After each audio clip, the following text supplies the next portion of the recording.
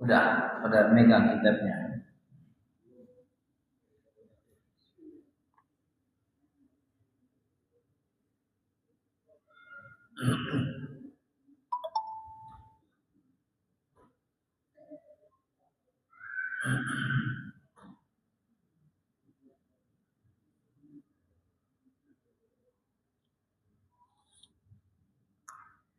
Bismillahirrahmanirrahim. Assalamualaikum warahmatullahi wabarakatuh. Alhamdulillahirabbil alamin. Nahmaduhu wa nasta'inuhu wa nastaghfiruh. Allahumma shalli wa sallim wa barik ala sayyidina Muhammadin, amma ba'du. Qala al-musannif rahimahullahu ta'ala wa nafa'ana bihi wa bi'ulumihi fid dharain amin ya rabbal alamin. Wa yuksalul inahu min wuludil kalbi wal khinziri sab'a marratin.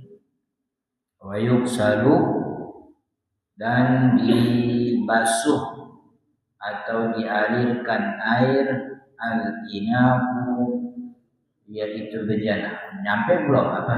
Ketemu belum? Wa yuksalu al-ina. Halaman berapa itu?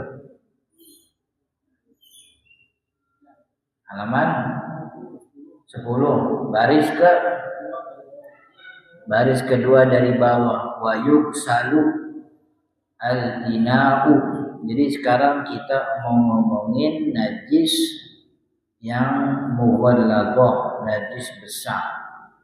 Jadi kalau najis kecil itu cuma satu, air kencing bayi laki-laki yang belum makan kecuali air ASI. Itu najis kecil, najis ringan. Cara mensucikannya sebenarnya kan kata banyak orang mensucikan najis kecil itu diciprat. Iya benar diciprat. Tapi setelah najisnya dihilangkan. Ini ada kena kencing orok nih. Laki-laki belum makan kecuali air ASI. Ini kencingnya dielap dulu. Kencingnya dielap. Lapnya tuh ya dibuang, terserah. Nah ini yang bekas kencingnya tuh dicipratin aja gitu. Jadi nggak usah diguyur, nggak usah dialirin air. Itu najis kecil. Tapi kalau najis sedang harus dialiri air. Jadi air harus mengalir ke seluruh bagian yang terkena najis. Entah itu meja atau badan kita atau pakaian kita. Dan najis sedang itu mensyaratkan airnya hilang. Airnya tuh konkret najisnya tuh harus hilang. Begitu. Jadi benda najisnya tuh harus hilang. Kalaupun sudah dihilangkan tapi kemudian masih kecium baunya, kayak orang kencing tapi habis makan makan jengkol ya, itu makan jengkol tuh 24 jam itu. Dari sejak makan jengkol sampai 24 jam kemudian itu masih itu tuh kencingnya air kencingnya udah hilang tapi masih sisa baunya. Bau tuh bukan najis. Jadi maksudnya bau tuh bukan benda najisnya. Benda najisnya udah hilang, udah aman. Jadi bau tuh cuman kalau bahasa kitab namanya asar. Asar tuh ya nggak ada masalah. Asar tuh bekas-bekasannya doang. Tapi najisnya udah nggak ada masalah. Begitu. Najisnya udah hilang. Itu najis sedang. Kalau najis besar, cara mensucikan. Nah ini najis besar nih kita mau baca. Wa yuksalu al-ina'u, dan dibasuh atau dialiri air. Apa yang dialiri air? Al-ina'u yaitu ina. Ina itu wadah, bejana. Min wulugil kalbi, bekas jilatan anjing. Jadi dialiri air itu bejana. Ini bejana mah contohnya doang. Sebab kan dulu Nabi Muhammad SAW ngomongin soal jilatan anjing itu sebab ada sahabat Nabi yang lapor. Nabi, saya depan rumah saya tuh ada wadah air, tempat saya nampung air. Ternyata saya lihat itu anjing minum dari bejana wadah air saya. Lalu kata Nabi Muhammad, buang airnya, bilas itu wadahnya 7 kali begitu. Jadi kenapa disebut wadah? Karena ceritanya dulu Nabi Muhammad awal ngomongin bersihin najis anjing itu, yang ditanya waktu itu sahabat Nabi nanyanya soal wadah air gitu. Sebab dia punya wadah air yang ada, dia melihat ada anjing gitu. Ada anjing. Itu berarti bahwa dulu Nabi Shallallahu Alaihi Wasallam dan para sahabat hidupnya yang ada anjing gitu. Jadi jangan dipikir kalau orang Islam tuh sama anjing momennya musuhan. Kagak musuhan. Hidup bareng begitu, bareng-bareng. Cuman orang Islam punya konsekuensi. Ini anjing najis. Maka karena dia najis, interaksinya dibatasi. Miara boleh miara anjing, kata saya kalau boleh. Dengan tujuan untuk menjaga keamanan, kan ya. Maka kalau tujuannya menjaga keamanan, anjing dipisahin tempat tidurnya, jangan tidur bareng. Kalau tidur bareng anjing tidur bareng sama siapa, kan? Jadi anjing taruh kandangnya di depan, dia jagain, gitu. Kasih makan, wajib hukumnya, gitu.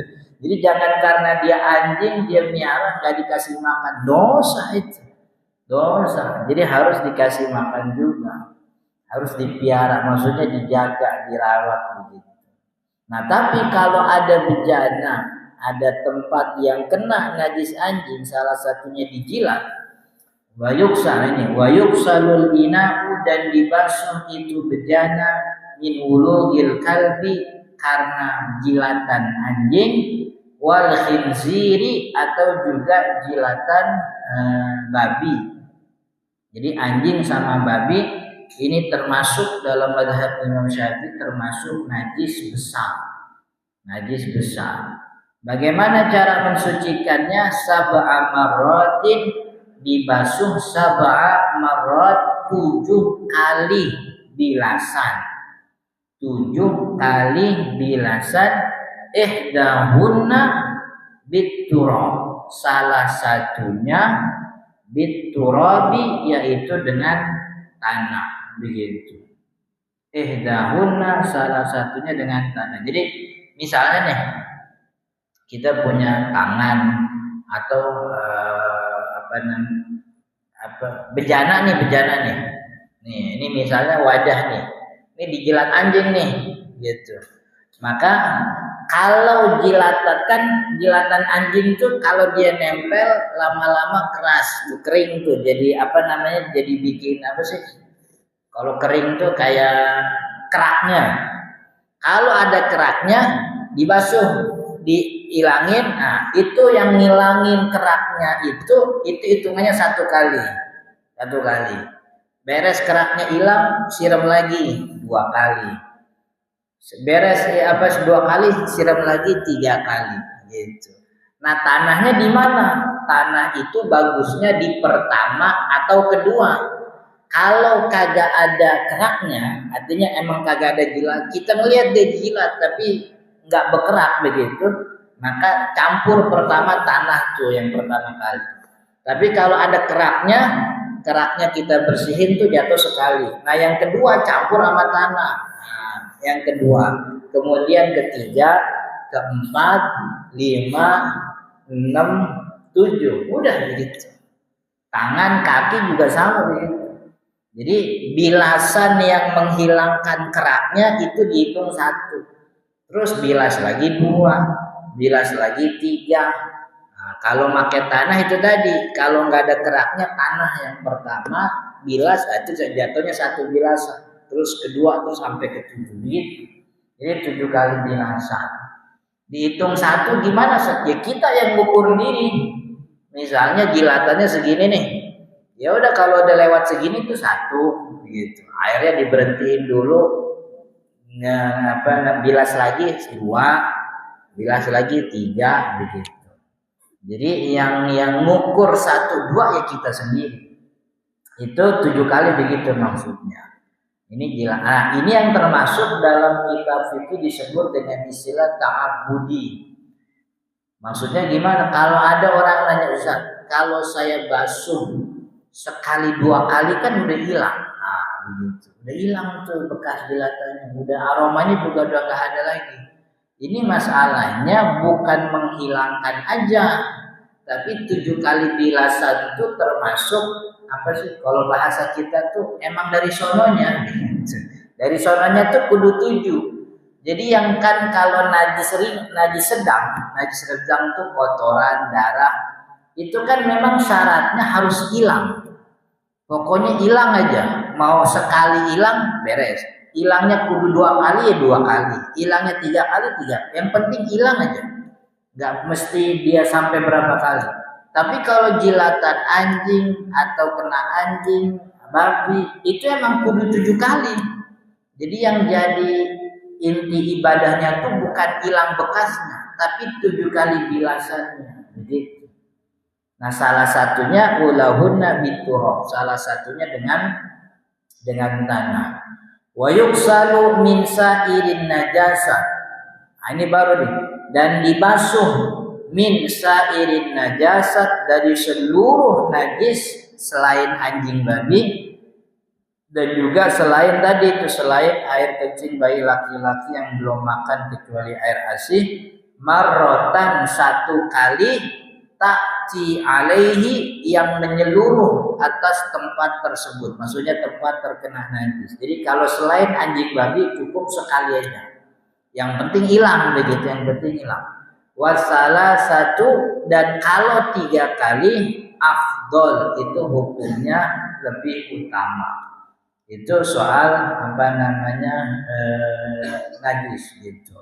Kalau kenapa anjing dan babi dikatakan najis berat, kan kemarin udah kita singgung ya, bahwa kan pembagian najis ringan, sedang, berat tuh itu dimunculkan oleh Nabi Shallallahu Alaihi Wasallam ketika menjelaskan tentang bagaimana cara mensucikan najis. Lagi ngomongin air kencing bayi laki-laki yang belum makan kecuali air ASI, Nabi Muhammad bilangnya yufrosh, dicipratin aja begitu. Tapi ketika lagi ngomongin darah, Nabi Muhammad bilang dibasuh, hilangin itu darahnya. Tapi kalau lagi ngomongin najis anjing, 7 kali bilasan. Berarti dari sekian banyak Nabi ngomong soal mensucikan, dikelompokkan jadi 3. Ada yang dicipratin, ada yang dihilangin, maksudnya najisnya kudu hilang, ada yang sampai 7 kali. Nah, yang dicipratin ini dimasukkan dalam kategori najis ringan. Kemudian yang kedua, yang kudu hilang, najis sedang. Kenapa dia sedang? Karena nggak cukup dicipratin, kudu dibasuh, kan begitu. Yang ketiga, najis berat. Kenapa dikatakan najis berat? Karena kagak cukup hilang. Bukan cuma hilang, tapi sampai 7 kali. Oh, berarti ini najis berat begitu.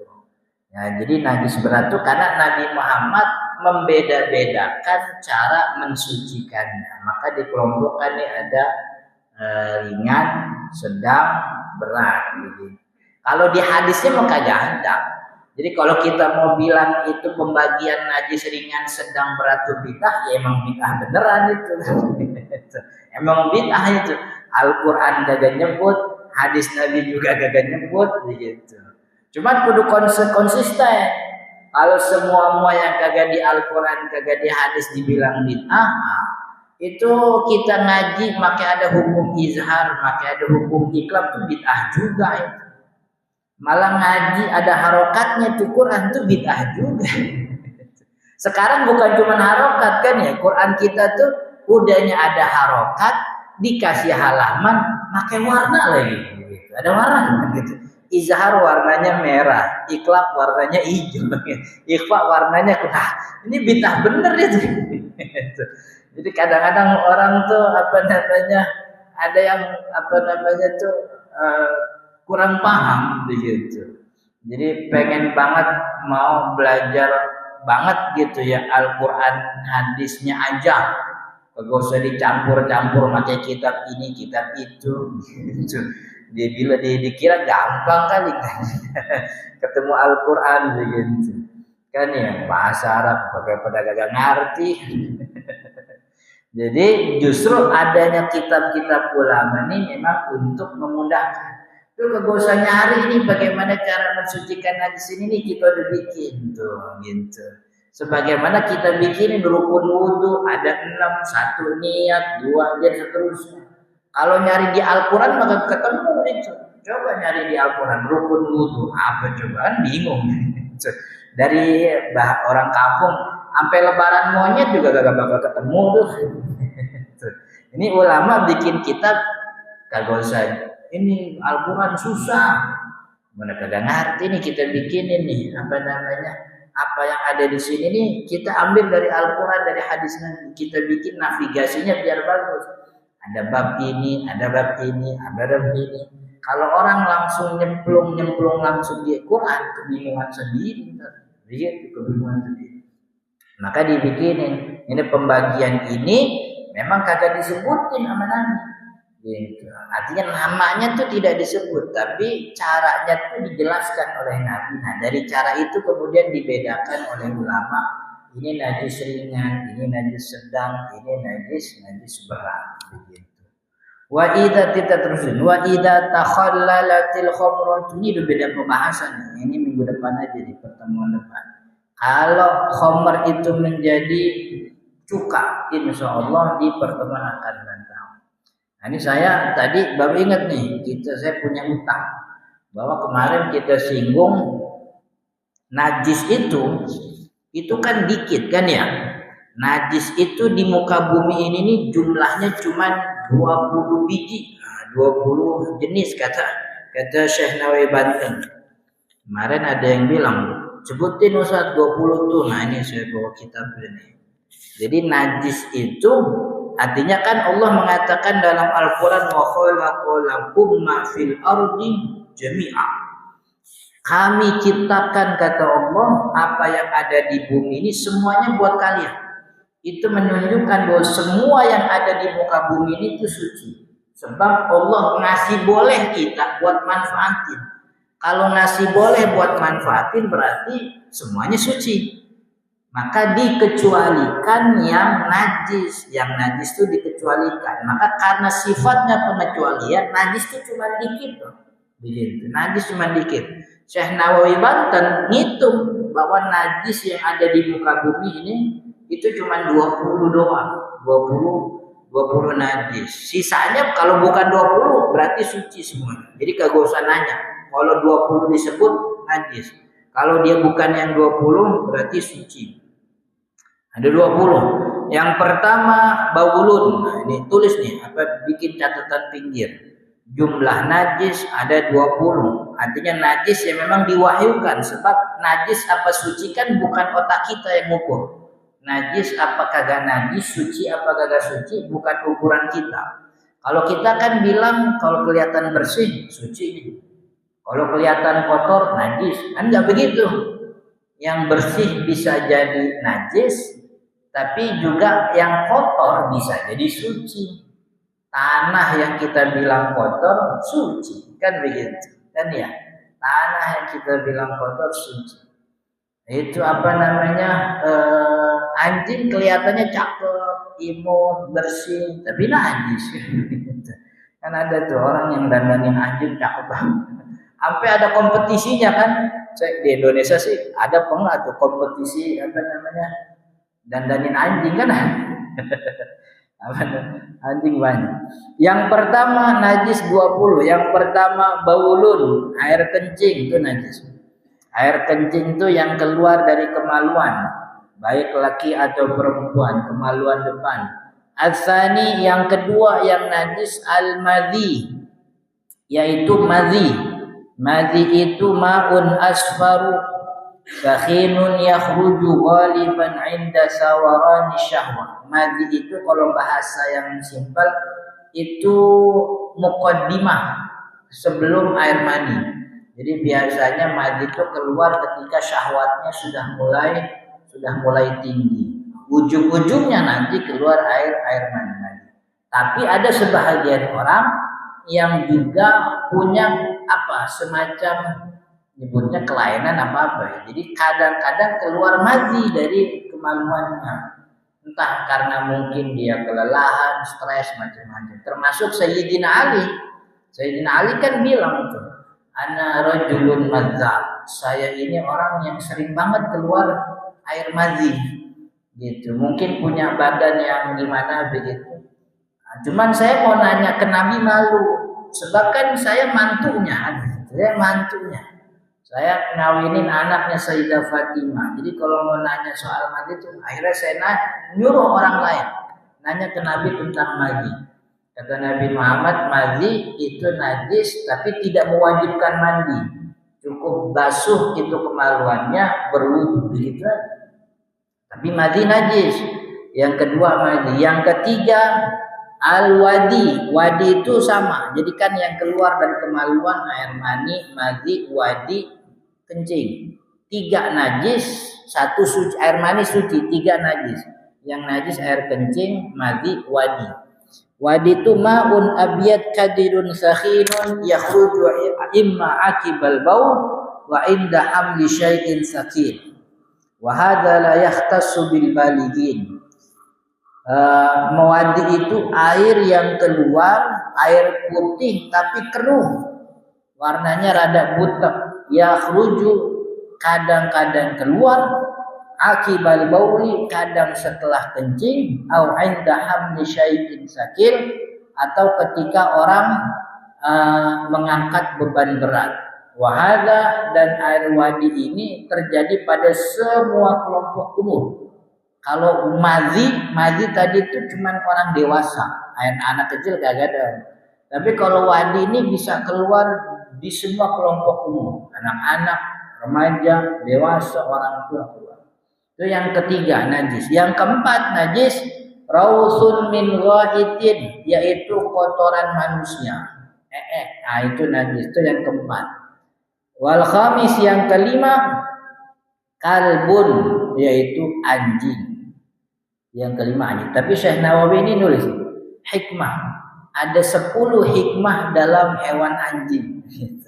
Artinya 10 kebaikan dari anjing yang kita bisa contoh. Kapan waktu ntar kita baca. Kita beresin dulu nih.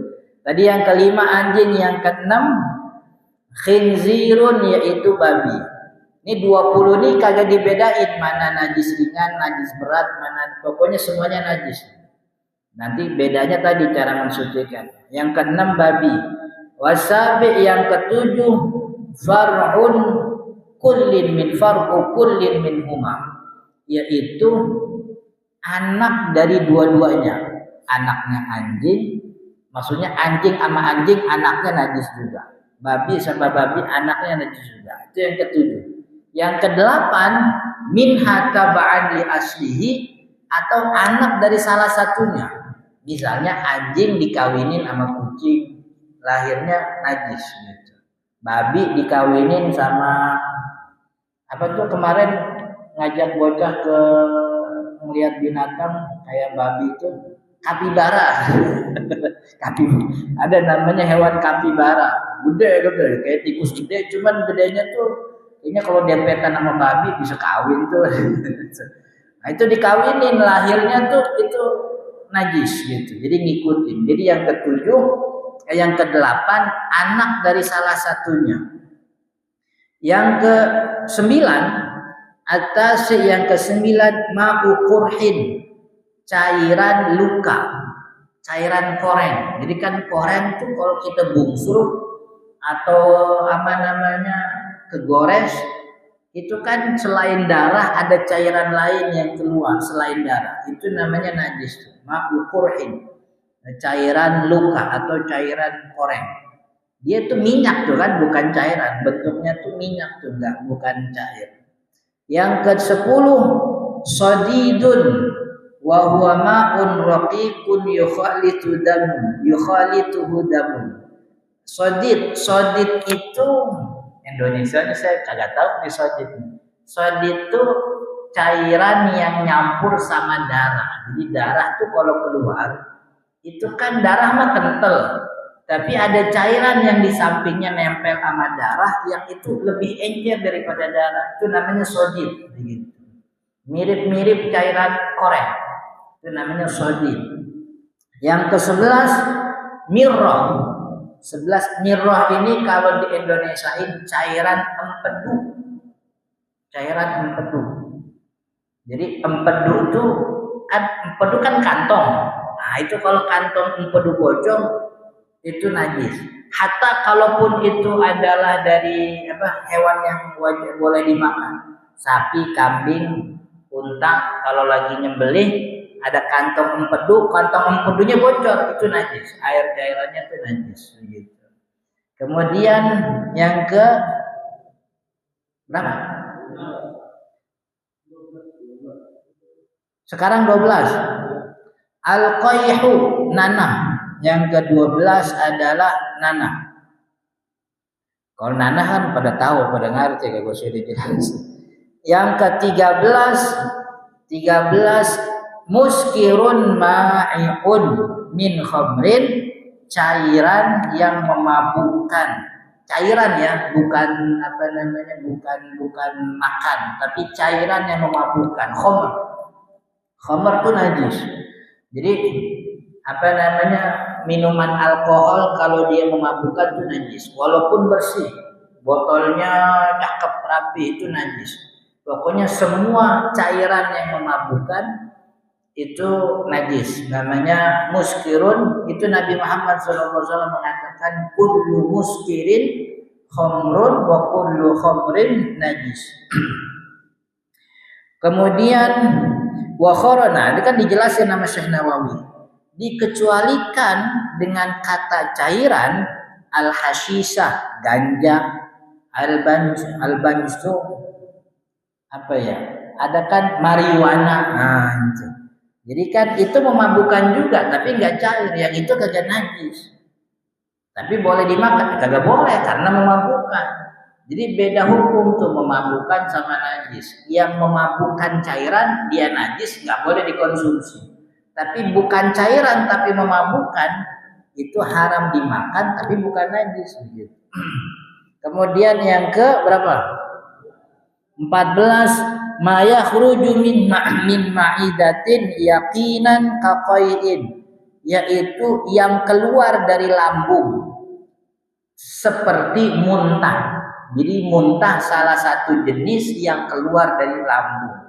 Artinya kalau yang keluar dari lambung itu masih utuh maka itu juga najis. Kan kalau muntah jatuhnya mau udah belueran kan, udah berubah kan begitu. Itu yang ke-14, seluruh yang keluar dari lambung seperti muntah. Kemudian yang ke-15 labanu malayukan, susu hewan yang haram dimakan. Susu hewan yang haram dimakan dagingnya. Yang haram dimakan dagingnya kan babi, anjing. Itu kalau dia punya susunya najis.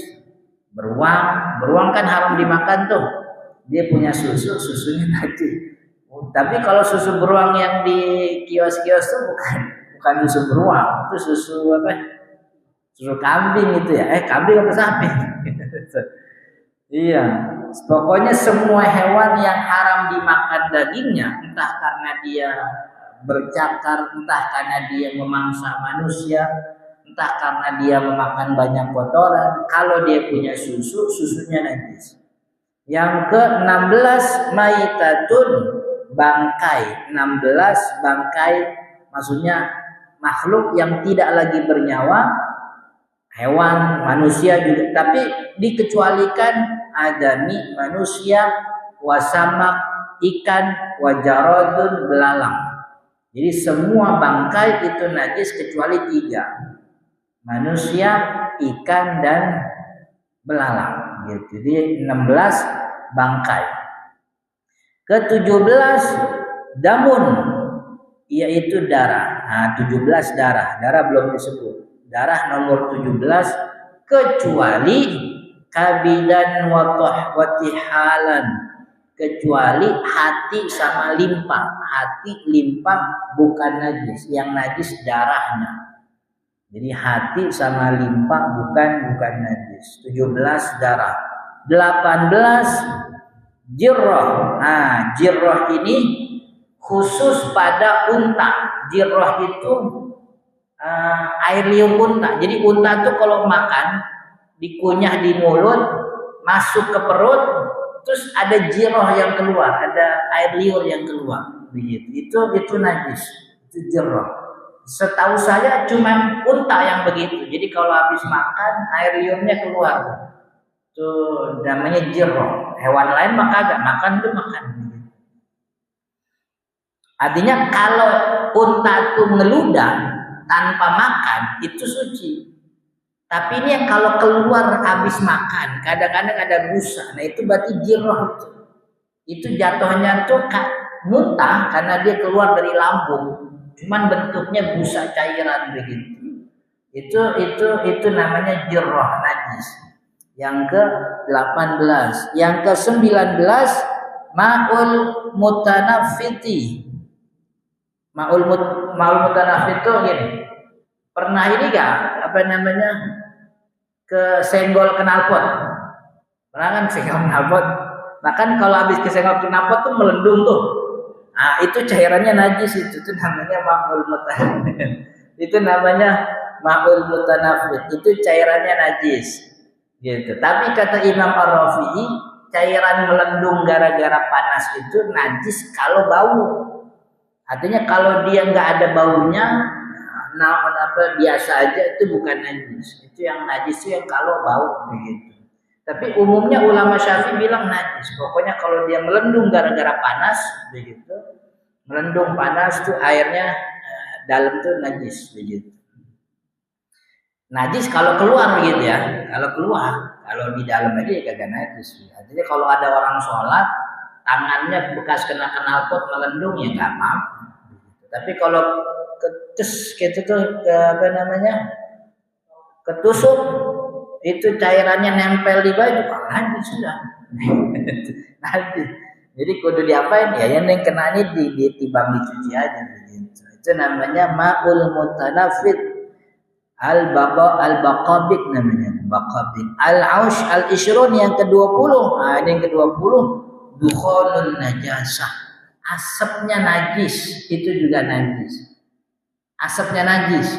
Ada orang kencingnya di botol iseng. Ini botol. Botolnya dibakar. Itu kan bakarannya keluar asap apa kagak? Itu asapnya.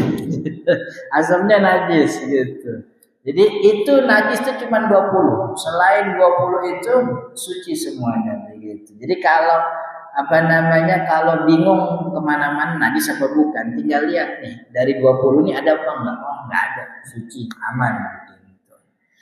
Itu 20 najis yang disebutkan oleh sepanjang saya belajar begitu. Saya kagak nemu ada ulama rajin banget ngitungin najis kayak Syekh Nawawi. Enggak ada yang lain.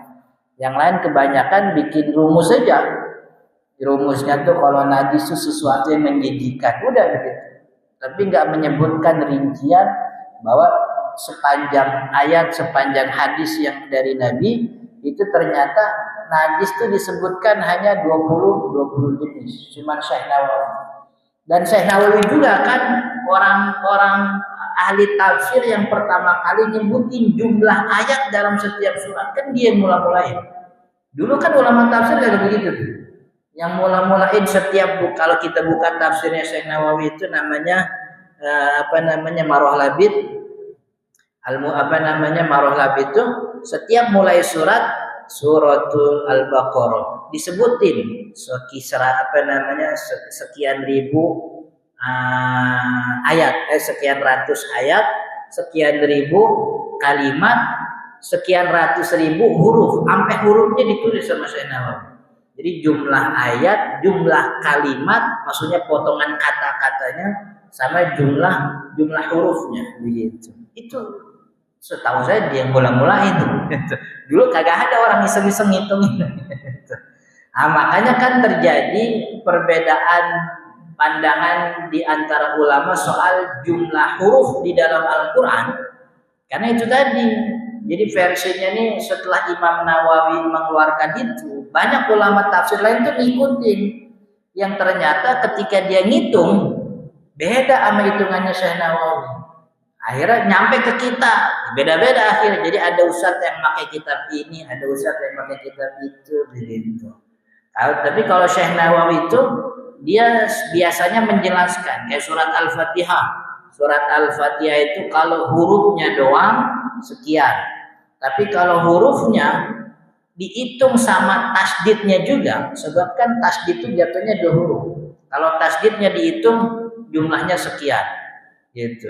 Kalau tasdidnya kagak dihitung atau matnya kagak dihitung, alhamdulillahi rabbil alamin. Itu kan A-nya panjang tuh.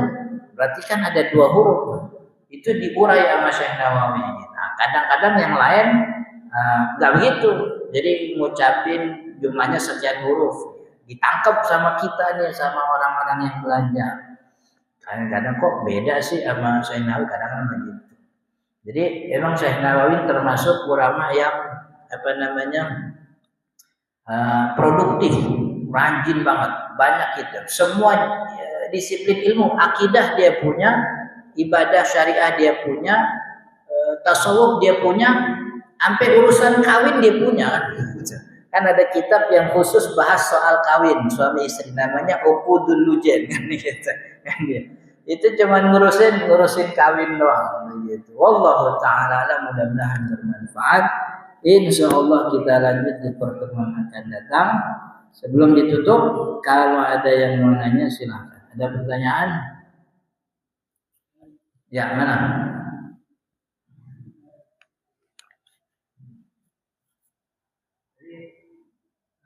Kita diuji dengan tanah. Kalau kita ada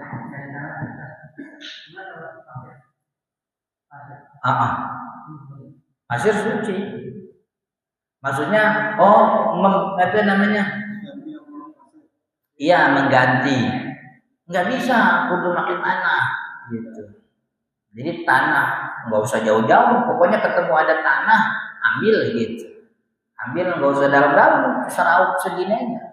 Misalnya nih, ada jilatannya segini, ya ambil tanahnya nggak usah banyak-banyak, segini aja, sekedar buat nutupin lapisan ini. Gitu.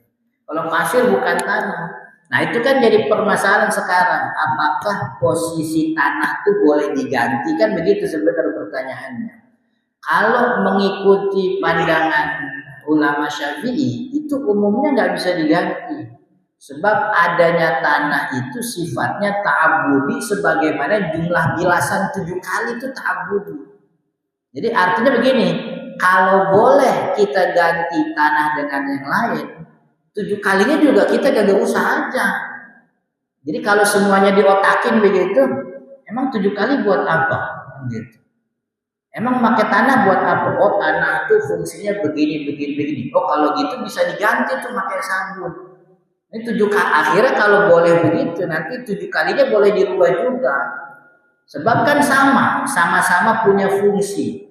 Ketika fungsinya tuh bisa digantikan dengan benda lain, bilangan 7 itu fungsinya untuk menghilangkan betul-betul. Tapi dengan teknologi atau kekuatan siraman, ini bisa dihilangkan dengan 2 titik. Kalau gitu nggak usah 7. Nah, ulama Syafi'i yang klasik nggak bisa. Pokoknya emang dari sononya begitu, ta'abudi. Emang wahyunya bilang kudu pakai tanah 7 kali pakai tanah. Nah, memang ada ulama kontemporer sekarang. Saya nggak tahu ya, maksudnya saya nggak punya referensi kitab-kitab yang membolehkan diganti tuh. Kalau ada kan kita bisa buka apa dalilnya, argumennya apa. Tapi saya dengar ada begitu ulama modern yang bisa, katanya posisi tanah tuh bisa digantikan. Sampai kan saya pernah sampai dikirimin sabun. Jadi ada orang yang saya nggak tahu, dia tuh ketemu saya di ngaji begini, apa ketemu di internet, saya nggak tahu, pokoknya tiba-tiba dia kirim WhatsApp, Ustaz, saya kirim ke rumah Ustaz apa namanya sabun. Sabun tuh mereknya apa waktu saya lupa. Nah, sabun ini komposisi tanahnya tuh hampir 80%. Yang lainnya tuh tanah, yang lainnya tuh campuran sabun. Jadi sabun ini nih diklaim itu dia mengklaim bahwa sabun ini tuh sudah mendapat sertifikat. Saya lupa tuh, saya nggak tahu, udah lama soalnya. Jadi kardusnya tuh memang ada tuh, ada sertifikat dari lembaga mana itu bisa menggantikan posisi tanah begitu.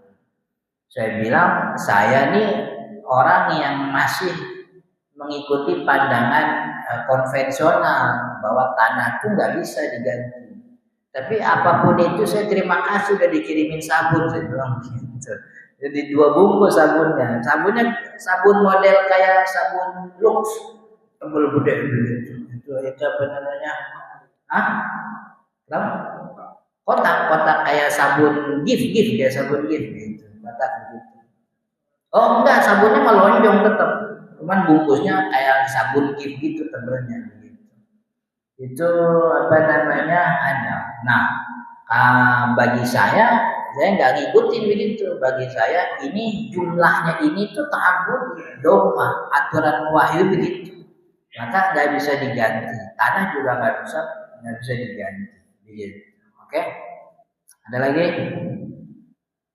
Mana?